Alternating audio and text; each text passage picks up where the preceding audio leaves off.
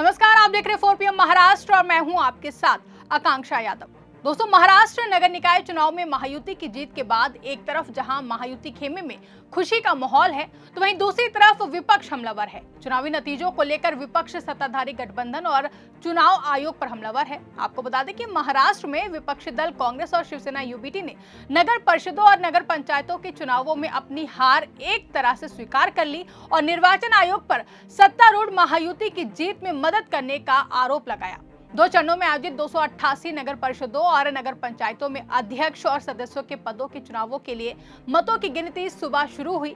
पूरे महाराष्ट्र में बीजेपी और शिवसेना की जीत के बाद कांग्रेस समेत अन्य विपक्षी दलों ने राज्य निर्वाचन आयोग पर निशाना साधा। इसे लेकर शिवसेना यूबीटी के नेता अंबादास दानवे ने महायुति की जीत का श्रेय धन बल और बाहुबल को दिया। छत्रपति संभाजी नगर में दानवे ने कहा कि महाविकास आघाड़ी के घटक दलों की तुलना में महायुति ने अधिक सीट हासिल की है, जिसका श्रेय सत्ताधारी दलों द्वारा इस्तेमाल किए गए बाहुबल और धनबल को जाता है।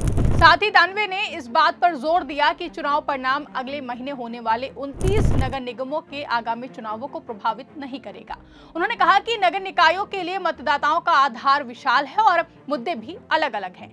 शहरी मतदाता अलग तरीके से सोचते हैं। दानवे ने कहा कि आगामी चुनावों के लिए गठबंधन की संभावना स्थानीय नेतृत्व पर निर्भर करेगी। वहीं प्रदेश कांग्रेस अध्यक्ष हर्षवर्धन सपकाल ने नगर पालिका अध्यक्ष और पार्षद पदों पर जीत हासिल करने वाले पार्टी उम्मीदवारों को बधाई दी है। उन्होंने चुनाव में सत्तारूढ़ महायुति गठबंधन की मदद करने के लिए राज्य निर्वाचन निकाय को भी बधाई दी है। वहीं चुनावी नतीजों को लेकर शिवसेना यूबीटी नेता संजय राउत ने गंभीर आरोप लगाए हैं। उन्होंने कहा कि आजकल चुनाव की तरह नहीं होते, उनकी बोली लगती है। राउत ने आरोप लगाया कि निकाय चुनाव में पैसों का जमकर इस्तेमाल हुआ है, जहां 30 करोड़ के बजट वाली नगर पालिकाओं में 150 करोड़ रुपए तक खर्च किए गए हैं। साथ ही उन्होंने क्या कुछ कहा है, आप इस वीडियो में देखिए। आजकल चुनाव नहीं होते, ऑक्शन होता है, बोली लगाई जाती है। आगे से तो चुनाव करना ही नहीं चाहिए। जिस तरह से चुनाव में पैसा आया है, 10-10 हजार 15-15 हजार में वोट खरीदे गए, सत्ता का दुरुपयोग हुआ है। मैंने पहली बार देखा लोकल बॉडी चुनाव में मुख्यमंत्री, उप मुख्यमंत्री चार्टर फ्लाइट 4-4 लेकर घूम रहे, हेलीकॉप्टर लेकर घूम रहे।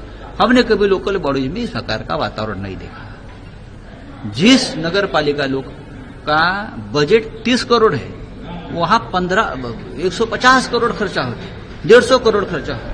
कहां टिक पाएगी सामान्य जनता? कैसे चुनाव लड़ेंगे लोग? इस तरह से अगर पैसों का खेल चल रहा है तो चुनाव लड़ना मुश्किल होगा। ठीक है सर, दूसरी आपने बोला कि औरंगजेब अहमदाबाद में है, कैसे देखते हैं आप? जी हाँ, औरंगजेब का जन्म अहमदाबाद में हो गया है। महाराष्ट्र में शिवाजी महाराज का जन्म हो गया, इसलिए महाराष्ट्र के ऊपर ये जुल्म हो रहा है। बोला या सर, जिस तरीके पराग शाह ने जिस तरीके से ऑटो वालों को, देखिए, किसी भी विधायक या एमपी ने इस प्रकार से सड़क पर नियमों का उल्लंघन करना ठीक नहीं है। आप रिक्शा वाले को मारते हो, ठीक है, कानूनन कार्रवाई करो। मोहन भागवत कह रहे हैं सर कि अगर संघ को जानना है तो संघ में आकर जानिए, बीजेपी के थ्रू मत जानिए। इसके साथ ही राउत ने मुंबई में बीजेपी विधायक पराग शाह द्वारा एक ऑटो रिक्शा चालक को थप्पड़ मारने को लेकर भी तीखी प्रतिक्रिया जाहिर की है। उन्होंने दावा किया है कि मारपीट का शिकार हुआ रिक्शा वाला मराठी था और इस घटना के जरिए बीजेपी की कथित तानाशाही और दोहरे मापदंड उजागर होते हैं। ये बयान मुंबई महानगर पालिका चुनाव से पहले आया है, इसलिए इसका राजनीतिक महत्व और भी ज्यादा बढ़ गया है। आपको बता दें कि ये घटना मुंबई के घाटकोपर पूर्व इलाके की है, जहां यातायात नियमों के उल्लंघन और फुटपाथ अतिक्रमण की शिकायतें लगातार सामने आ रही थीं। वल्लभ बाग लेन और खोगली क्षेत्र में दुकानदारों द्वारा फुटपाथ पर कुर्सियां और बेंच रखने के मामले सामने आए थे। इसी के मद्देनजर बीजेपी विधायक पराग शाह इलाके के दौरे पर पहुंचे थे। महात्मा गांधी रोड पर एक ऑटो रिक्शा चालक को गलत दिशा में वाहन चलाते देख पराग शाह भड़क गए और गुस्से में उन्होंने रिक्शा वाले को थप्पड़ मार दिया। इस पूरी घटना का वीडियो सोशल मीडिया पर वायरल हो गया है, जिसके बाद विधायक की भूमिका और कानून हाथ में लेने के अधिकार पर गंभीर सवाल उठने लगे। ऐसे में अब मुंबई में आयोजित पत्रकार परिषद में संजय राउत ने इस घटना को लेकर भाजपा पर तीखा हमला बोला। उन्होंने कहा कि अगर किसी रिक्शा वाले ने नियम तोड़ा भी हो तो किसी विधायक को हाथ उठाने का अधिकार नहीं है।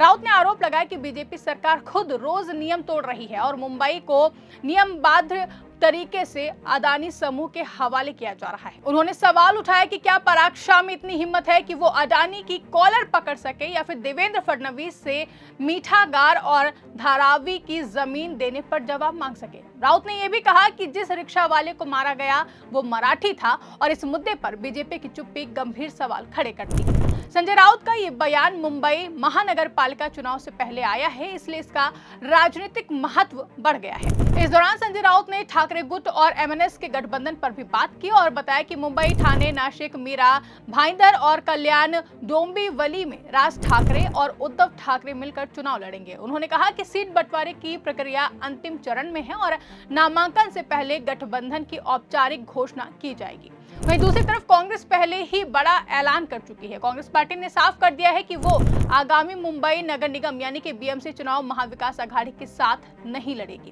कांग्रेस ने यह फैसला मुंबई में हुई समीक्षा बैठक के बाद लिया। इस फैसले को एमवीए के लिए एक बड़ा राजनीतिक झटका माना जा रहा है, जहां सियासी पंडितों के मुताबिक साल 2026 के बीएमसी चुनाव राज्य की राजनीति का सेमीफाइनल है और ये फैसले आगामी विधानसभा चुनाव पर भी असर डाल सकते हैं। मुंबई में हुई कांग्रेस की बैठक में सर्वसम्मति से यह तय किया गया कि कांग्रेस बीएमसी चुनाव अकेले लड़ेगी। हालांकि एमवीए से दूरी बनाने के बावजूद कांग्रेस प्रकाश अंबेडकर की वंचित बहुजन आघाड़ी के साथ गठबंधन को लेकर उत्सुक दिखाई दे रही है। हाल ही में नगर पंचायत और नगर परिषद चुनावों में वंचित बहुजन आघाड़ी के प्रदर्शन ने कांग्रेस को रणनीतिक रूप से आकर्षित किया है। मुंबई कांग्रेस की ओर से ऑल इंडिया कांग्रेस कमेटी के सेक्रेटरी यूबी वेंकटेश, सचिन सावंत और पूर्व मंत्री और विधायक असलम शेख ने वंचित के अध्यक्ष प्रकाश अंबेडकर से मुलाकात की। कांग्रेस के मुताबिक बातचीत सकारात्मक रही है और दोनों दल जल्द ही गठबंधन की औपचारिक घोषणा कर सकते हैं। वंचित बहुजन आघाड़ी के साथ बातचीत को आगे बढ़ाने के लिए मुंबई कांग्रेस ने 3 सदस्यीय कमेटी का गठन भी किया है। इस कमेटी में विधायक अमीन पटेल, पूर्व विधायक मधु चौहान और एआईसीसी सेक्रेटरी व मुंबई कांग्रेस के मुख्य प्रवक्ता सचिन सावंत शामिल हैं। कांग्रेस का कहना है कि जल्द ही फिर से बैठक होगी और गठबंधन को अंतिम रूप दिया जाएगा। गौरतलब है कि एक तरफ जहां महाराष्ट्र नगर निकाय चुनाव के नतीजों पर सवाल उठ रहे हैं, तो वहीं दूसरी तरफ आगामी चुनावों की तैयारियां भी जोरों पर है। अब ऐसे में देखना यह होगा कि आगामी चुनाव में इसका कितना ज्यादा असर पड़ता है। फिलहाल के लिए इस खबर में बस इतना ही। अगर आपको वीडियो पसंद आई हो तो वीडियो को लाइक और कमेंट करना ना भूलें और अगर हमारे चैनल पर नए हैं तो चैनल को सब्सक्राइब जरूर कर लें और देखते रहिए 4PM महाराष्ट्र। धन्यवाद।